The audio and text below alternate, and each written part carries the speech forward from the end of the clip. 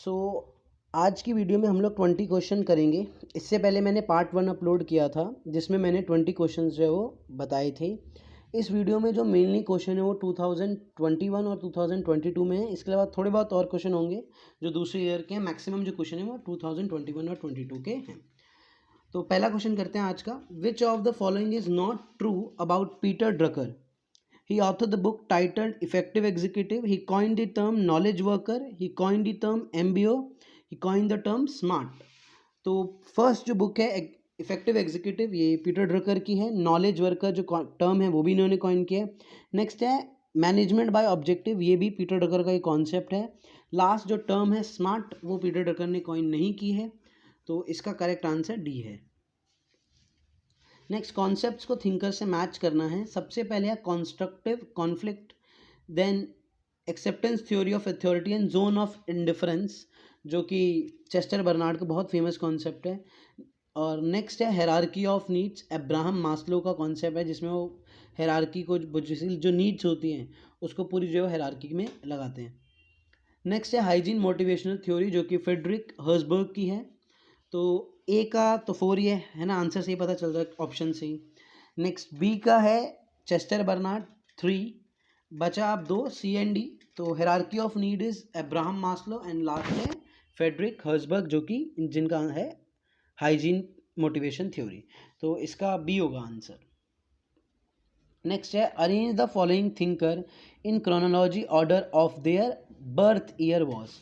तो एक एक करके देखते हैं सबका। सबसे पहले है चेस्टर बर्नार्ड, तो इनका बर्थ हुआ था 1886 में, 1886। नेक्स्ट है एमपी फॉलेट, इनका बर्थ हुआ था 1868, 1868।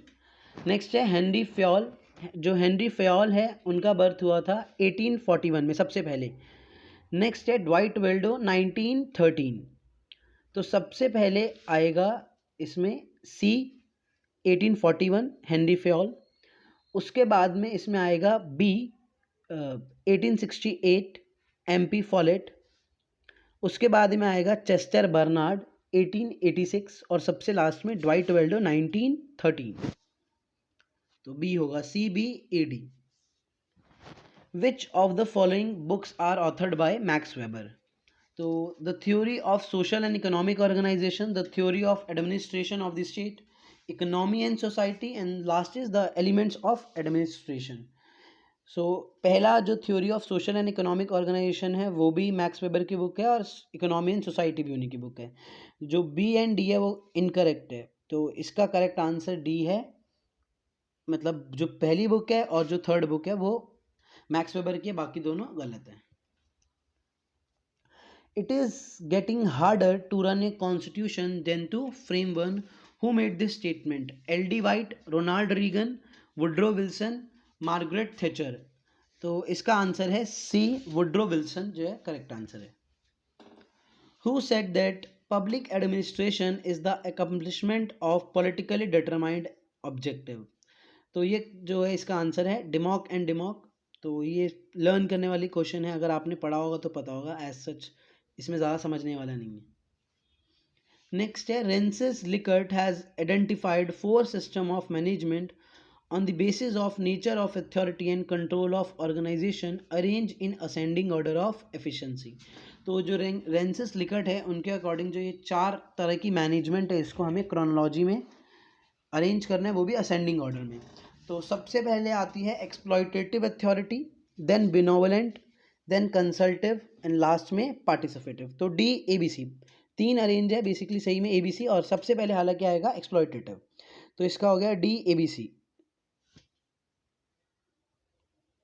नेक्स्ट है who coined the famous acronym POSDCORB. तो अब क्या ही बताऊं, इसका तो है ना सबको ही पता होगा, गुलिक एंड उर्विक में। ये बहुत आप कह सकते हो फेमस कॉन्सेप्ट है, जिसने थोड़ा सा भी पढ़ा होगा पब्लिक एडमिनिस्ट्रेशन के बारे में उसको ये पता होगा। नेक्स्ट है मैच करने हैं लिस्ट को, एक तरफ जो है थ्योरीज हैं और दूसरी तरफ ऑथर्स हैं। कौन सी थ्योरी के कौन से प्रोपोनेंट है ये बताने हैं। सबसे पहले है डिसीजन मेकिंग थ्योरी, जो कि हर्बर्ट साइमन की है। नेक्स्ट है इकोलॉजिकल अप्रोच, जो कि फ्रेडरिक रिक्स की है। New public administration Minnowbrook conference 1968 first conference हुई थी। और लास्ट है डेवलपमेंट एडमिनिस्ट्रेशन, जो कि एडवर्ड विडर ने दिया है कॉन्सेप्ट। तो ए का 3 इसी से आंसर मिल जाएगा, सी जो इसका करेक्ट आंसर है। Who is called the father of comparative public administration? तो इसका करेक्ट आंसर है Frederick Riggs ji.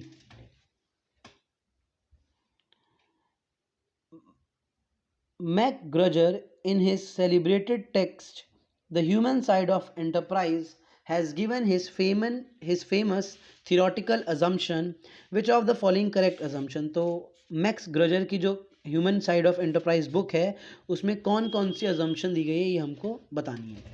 The average human being with relatively little ambition prefer to be directed and wishes to avoid responsibility। तो उन्होंने बोला कि जो average human being है वो क्या होता है, बहुत कम एम्बिशियस होते हैं ज़्यादातर लोग, है ना, मतलब बहुत कम ऐसे लोग होते हैं जो एम्बिशियस होते हैं, ज़्यादातर लोग एम्बिशियस नहीं होते हैं। और इसीलिए वो प्रेफर करते हैं डायरेक्ट होना, मतलब उनको कोई गाइड करे, और रिस्पॉन्सिबिलिटी लेने से वो लोग डरते हैं। ऐसा इसीलिए बिकॉज उनका मेन कंसर्न सिक्योरिटी है ना, और एम्बिशियस लोगों को जो रिस्क लेना पड़ता है। नेक्स्ट है the average human being learns under proper condition not only to accept but to seek responsibility. तो ये जो पहले से ही रिलेटेड कॉन्सेप्ट है, उन्होंने क्या बोला कि जो मैक्सिमम लोग होते हैं उनको क्या चाहिए होता है, एक प्रॉपर कंडीशन चाहिए होती है, गाइड चाहिए होती है, जिसमें वो लोग थोड़ी बहुत रिस्पॉन्सिबिलिटी लेना जो है या फिर काम करना सीखते हैं। Average human being has an innate antipathy to work which he will avoid if he can. तो मैक्स ग्रेजर जो है बेसिकली उनकी एक असम्पशन होती है कि जो ज़्यादातर जो ह्यूमन बींग्स हैं ना वो काम को अवॉइड करना चाहते हैं, अगर वो कर सकते हैं तो, अगर पॉसिबिलिटी है तो वो गारंटीड जो है वो काम को अवॉइड करेंगे। और लास्ट है best management is a true science. तो ए बी सी ये करेक्ट है, जो डी है वो गलत है, तो इसका आंसर सी होगा। नेक्स्ट है budget is a document containing a preliminary approval plan to public revenue and expenditure. तो ये कॉन्सेप्ट किसका है, मतलब ये किसने डेफिनेशन दी है? इसका करेक्ट आंसर है B, Rene Stourm. Which of the following are the advance ideas of Mary Parker Follett? Functional foremanship, constructive conflict, zone of acceptance and integration.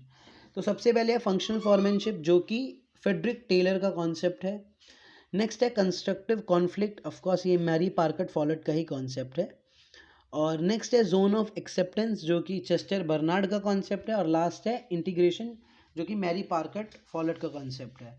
Because Mary Parker Follett के according जो conflict है उसे resolve किया जा सकता है by 3 ways. The first is domination, the next is compromise, और जो थर्ड है वो है इंटीग्रेशन। तो ये बी एंड डी जो है वो मैरी MP फॉलेट के कॉन्सेप्ट है, और बाकी दोनों गलत हैं। Which of the following statement is incorrect about the human relation theory? Informal elements do not play an important role in the overall organization output। तो पहला ही गलत है, बाकी तीनों ऑफ कोर्स ठीक होंगे, बट एक बार रीड कर लेते हैं। Organization has social ethics instead of individual ethics. Organization is to be viewed as a social system. Workers are human beings with all humanly attributes। तो यही डिफरेंस होता है साइंटिफिक थ्योरी और ह्यूमन रिलेशन थ्योरी में। जो scientific theory है उसे बोला जाता है कॉग इन द व्हील, मतलब जो साइंटिफिक थ्योरी है वो एक साइंटिफिक स्ट्रक्चर की बात करती है कि हर चीज़ कैसे होनी चाहिए, और उसमें जो सोशल वैल्यूज़ या एथिक्स है उसको निगलेक्ट किया जाता है। तो इनफॉर्मल एलिमेंट्स को वैल्यू करती है ह्यूमन रिलेशन थ्योरी, जबकि साइंटिफिक थ्योरी सिर्फ फॉर्मल रिलेशन या एलिमेंट्स की ही बात करते हैं। तो ए गलत है, क्योंकि human relation theory informal role elements की भी बात करती है।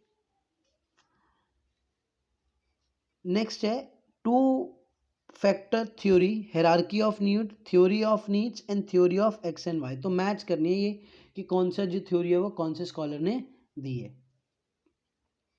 तो सबसे पहले है टू फैक्टर थ्योरी। अभी हमने ना मतलब 2-4 स्लाइड पीछे हम लोगों ने पढ़ा भी था कि जो हर्सबर्ग हैं उन्होंने कौन से, उनकी थ्योरी है हाइजीन थ्योरी। तो टू फैक्टर जो थ्योरी है वो इसका ए का हो गया 4। नेक्स्ट है हायरार्की ऑफ नीड्स। तो जो हायरार्की ऑफ नीड कॉन्सेप्ट वो है मैस्लो का, ये भी पढ़ा था। नेक्स्ट है थ्योरी ऑफ नीड्स। अब ये डिफरेंस है, हायरार्की ऑफ नीड्स अलग है, थ्योरी ऑफ नीड्स अलग है। थ्योरी ऑफ जो नीड है उसका है फर्स्ट मैकक्लेलैंड। नेक्स्ट है लास्ट जो है वो theory of X and Y, ये है मैक्स ग्रजर की थ्योरी है। तो इसका आंसर होगा ए का 4, देन बी का 3, सी का 1 एंड डी का 2। असर्शन रीजन का क्वेश्चन है, there is no ideal number of person a supervisor can supervise.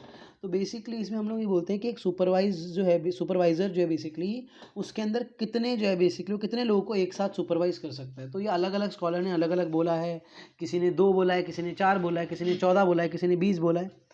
तो इसीलिए कोई एक सिंगल नंबर नहीं है या एक कंसेंसस नहीं है कि कितने जो है बेसिकली लोगों को सुपरवाइज किया जा सकता है एक साथ।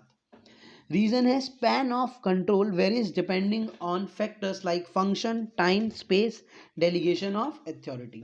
तो उन्होंने बोला क्यों एक क्या कहते हैं कंसेंसस नहीं है, क्यों ऐसा है कि भाई कोई एक सिंगल नंबर नहीं है। उसका रीज़न ये है कि ऑफ कोर्स ये डिपेंड करता है कि किस तरह का काम है, कितना टाइम है, कितना स्पेस है और कितना डेलीगेशन दे रखा है, कितनी छूट दे रखी है काम करने की।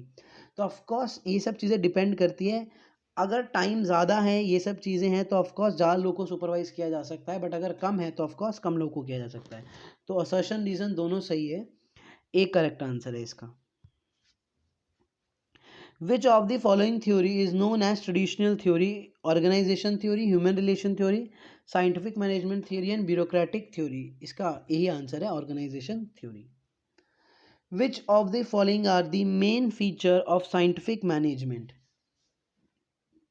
A single administrative science whose principles were applicable not only to business but also to government, religious and other organization। तो पहला फीचर ये बोला गया है। नेक्स्ट है फंक्शनल फॉर्मेनशिप, ये मैंने अभी बताया भी था कि फेडरिक टेलर का कॉन्सेप्ट है जो कि साइंटिफिक थ्योरी के प्रोपोनेंट हैं। नेक्स्ट है separation of planning and execution और लास्ट है डिफरेंशियल पीस वर्क प्लान। तो सिर्फ पहला गलत है बिकॉज साइंटिफिक प्रिंसिपल तो होने चाहिए, बट इसमें क्या लिखा है